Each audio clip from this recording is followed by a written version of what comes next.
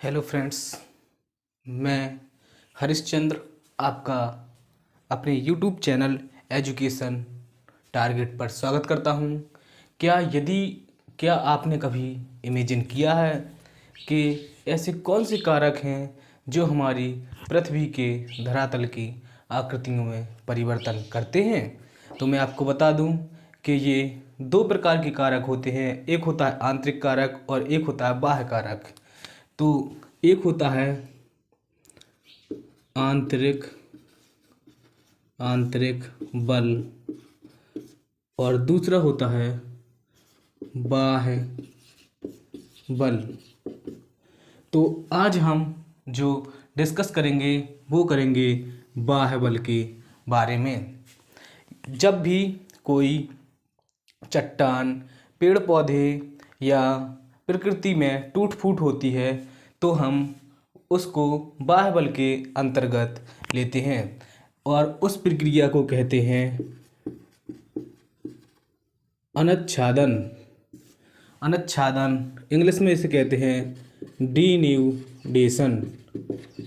मैं आपको बता दूं कि ये प्रक्रिया या प्रोसेस सभी के लिए बहुत ही महत्वपूर्ण है। इसलिए यदि आप चाहे जिस भी क्लास के स्टूडेंट हों, कक्षा 6 से लगा के आप यदि तैयारी करते हैं या ग्रेजुएशन लेवल के स्टूडेंट हैं, तब भी आपके लिए ये बहुत ही महत्वपूर्ण वीडियो होने वाली है। इसलिए आप लोग इस वीडियो को स्किप बिल्कुल भी ना करके लास्ट तक ज़रूर देखें, क्योंकि ये वीडियो आपके लिए बहुत ही महत्वपूर्ण है।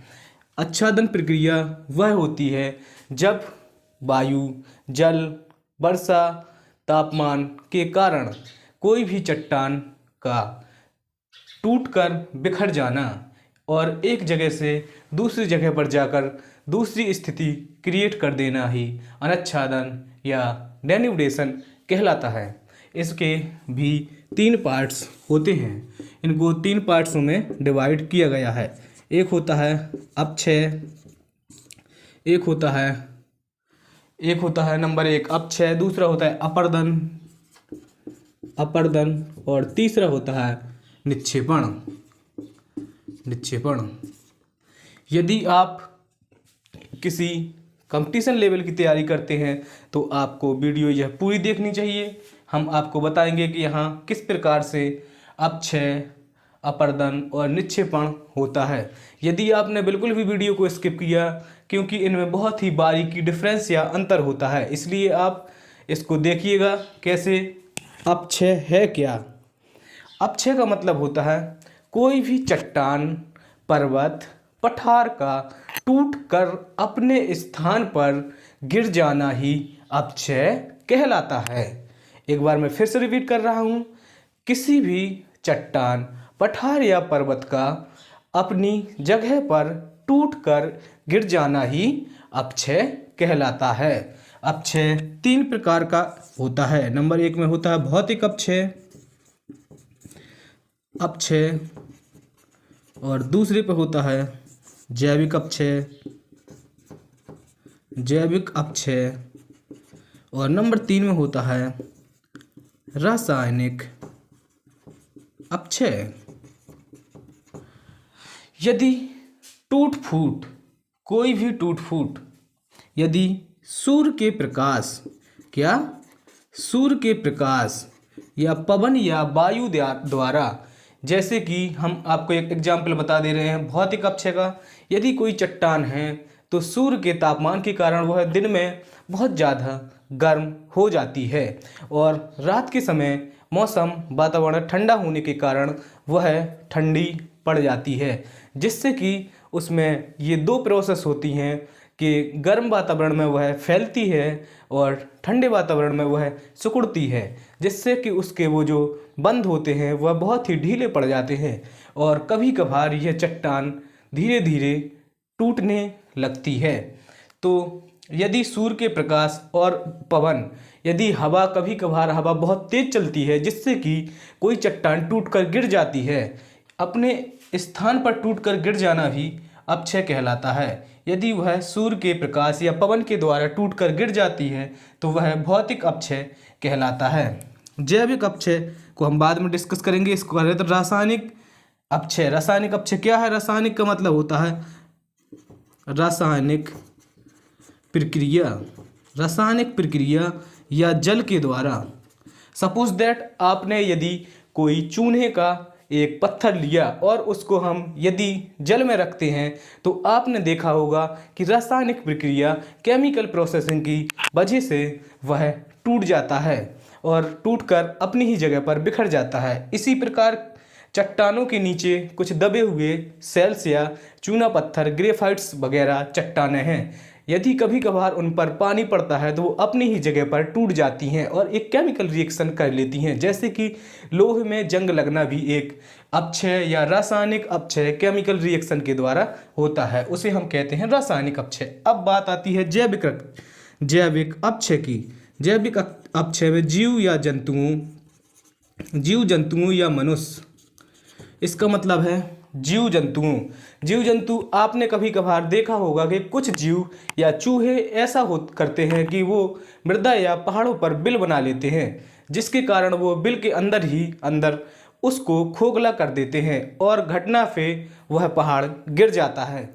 और मनुष्य भी सुरंग बनाते समय बहुत बड़ी बड़ी सुरंगें बनाता है पहाड़ों में, जिससे कभी दुर्घटनावश वह गिर जाता है, तो उसको कहते हैं हम जैविक अपक्षय। यानी कि जब जीव या मनुष्य के द्वारा कोई पहाड़ तोड़ा जाता है तो वह जैविक अपक्षय कहलाता है। यहीं से कंपटीशन के लिए क्वेश्चन बन सकते हैं कि पवन और सूर्य के द्वारा यदि अपक्षय होता है तो उस अपक्षय को हम क्या कहेंगे? तो उसको कहेंगे हम भौतिक अपक्षय।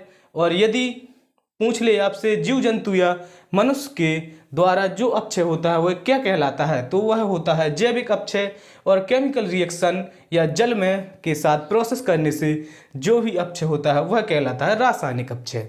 अब आप लोग अपक्षय समझ गए होंगे। यदि आपको समझ में ना आया हो तो आप कमेंट करके जरूर बता सकते हैं। नेक्स्ट है हमारा अपरदन।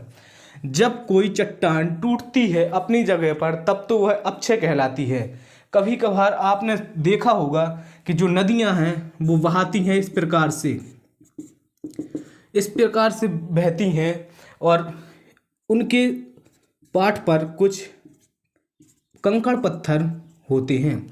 जब नदी में अचानक बाढ़ आ जाती है तो उसका जल का स्तर बढ़ जाता है और इस कंकड़ों को वह बहा कर ले जाती है।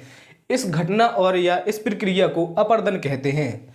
आप लोग समझ सकते हैं कि अपक्षय में हमने पढ़ा कोई भी चट्टान यदि अपने स्थान पर गिर जाती है और गिरकर वो वहीं पड़ी रहती है तो वो तो अपक्षय हो गया। यदि किसी जल, वायु या हवा के द्वारा वह चट्टान ले जाकर किसी दूसरी जगह पर या कंकड़ पत्थर या मटेरियल उसका ले जाकर दूसरी जगह पर एकत्रित या इकट्ठा कर दिए जाते हैं तो इस प्रोसेस को हम अपरदन कहते हैं।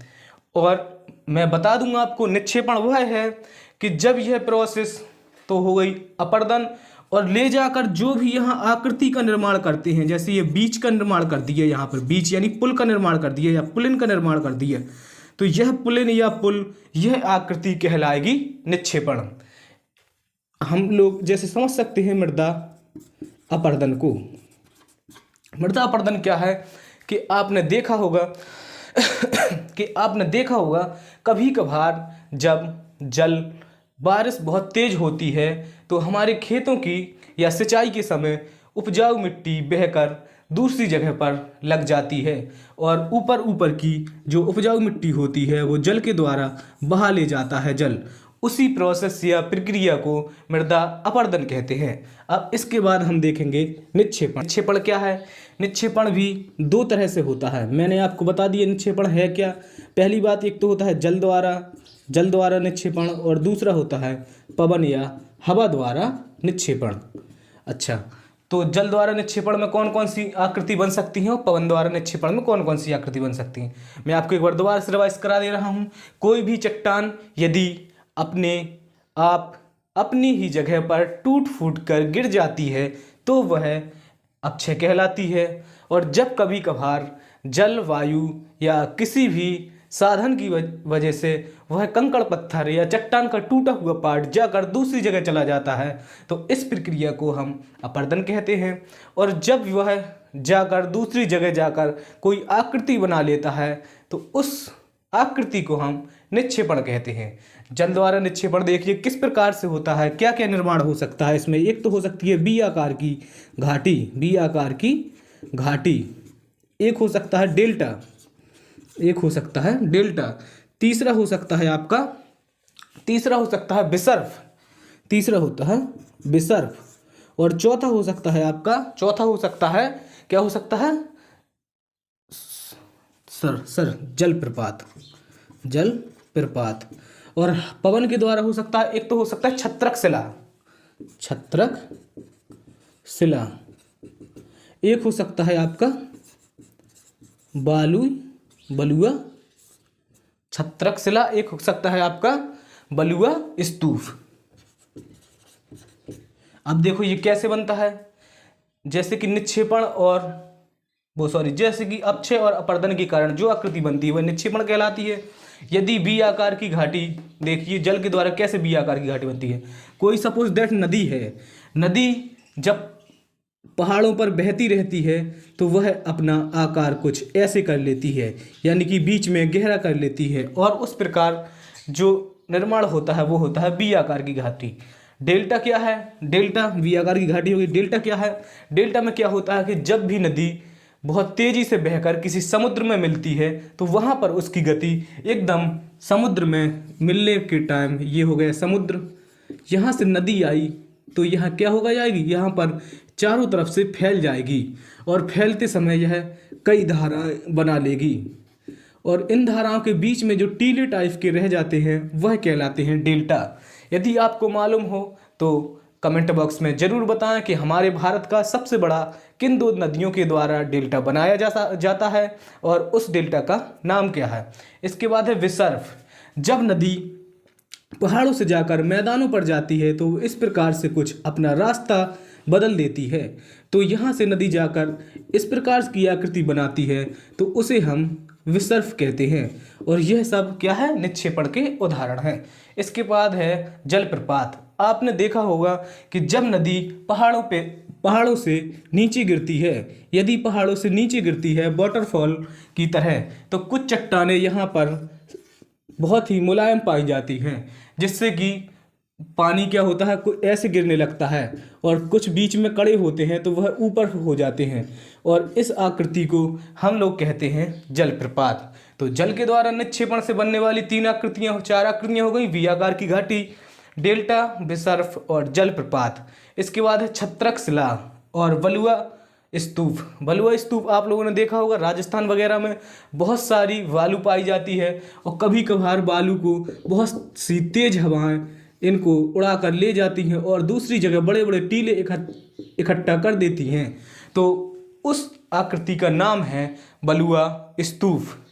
और छत्रक शिला भी कुछ कठोर जो बालू के टीले होते हैं तो उनके नीचे से जो हवा उड़ा कर ले जाती है उनको, तो वो टीले कुछ इस प्रकार के दिखाई देते हैं और नीचे पतला कर देती है वायु, तो इस प्रकार की शिला बन जाती है जिसे हम कहते हैं छत्रक शिला।